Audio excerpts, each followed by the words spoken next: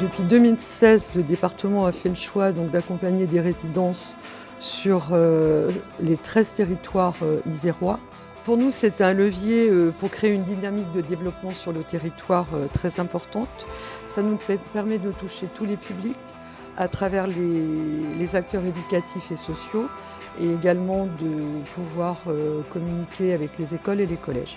Nous sommes en train de développer notre projet d'EAC, d'éducation artistique et culturelle.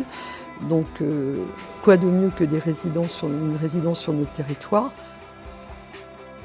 Cette résidence départementale avec les Mangeurs d'étoiles est une co-construction avec l'espace Paul Jargot, Seine Ressources en Isère, qui est pilote du projet sur le Grésivaudan.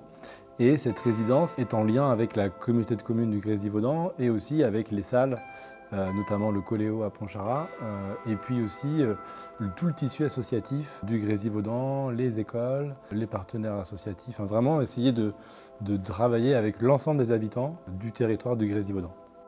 Avec la compagnie des Mangeurs d'étoiles, on travaille sur la question du temps, comment notre temps nous appartient, qu'est-ce qu'on en fait. Et pour ça, en fait, on avait envie d'avoir un ancrage sur un territoire pour partager cette question avec des gens et faire mener un travail au long cours autour de ça. On a décliné différentes opportunités de rencontres avec les publics et notamment les jeunes publics autour de cette question. Et l'idée, c'est de les associer à nos processus de création à travers des ateliers, à travers de la fabrication ensemble de petits chantiers spectacles. Cette résidence, elle permet de créer du lien, déjà de par le fait qu'on n'a pas les mêmes choses partout sur le territoire. Donc il va se passer quelque chose à Crolles, il va se passer quelque chose à Villarbonneau, sur le plateau des Petites Roches. Donc sur le territoire à l'échelle large, donc sur le Grésivaudan, on va pouvoir avoir des renvois de public, des publics qui vont aller découvrir dans des lieux qui ne connaissent pas les différents aspects de ce que propose la compagnie. Et ça nous permet à nous d'aller travailler sur le territoire de Pontcharrat avec des publics qui ne seraient peut-être pas venus au spectacle et d'aller aborder différemment et d'aller aborder autrement le spectacle vivant sur la construction du spectacle au quotidien.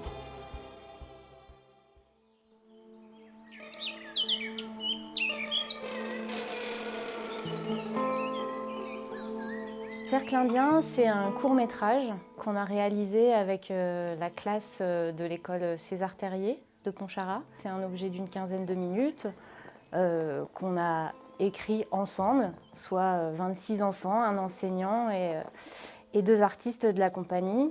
Ça a été une expérience assez forte. D'ailleurs, on a été surpris de ce qui s'est écrit avec eux. C'est-à-dire que nous, on arrive avec une matière artistique, textuelle, avec des envies d'aborder des choses. Et à un moment, l'histoire qui s'écrit, elle nous dépasse. On leur a donné, je crois, un espace de pensée et de parole, et ils ont su s'en emparer de l'écriture jusqu'à la fin du tournage.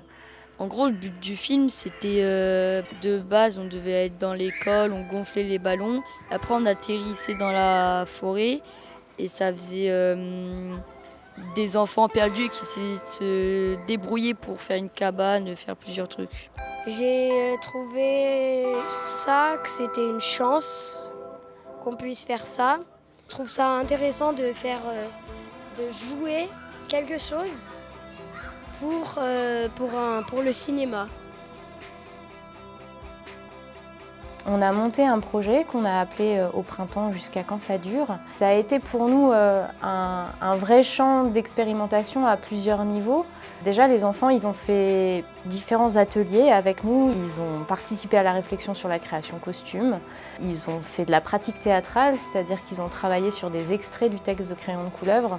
On avait avec nous une classe qui s'appropriait le texte, qui s'appropriait la langue, qui se mettait en bouche ces jeux de mots. Et il y avait quelque chose qui, dans leur bouche et dans leur corps, résonnait parfaitement. Je trouve ça génial à un moment de pouvoir rentrer dans une école, travailler avec des enfants sur un texte, sur un propos, sur les questions que pose ce texte, et de voir comment ça résonne en eux et ce qu'ils ont aussi envie d'en dire en fait. On s'éloigne d'un spectateur consommateur de spectacle, mais on est vraiment dans une relation avec l'artiste et le cheminement artistique. On rentre dans les salles de spectacle avec un autre point de vue.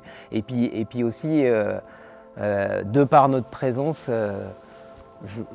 nous, on va chercher des gens qui peut-être ne viendraient même pas dans les salles. Et du coup, c'est chouette qu'ils soient là aussi, le jour où on joue.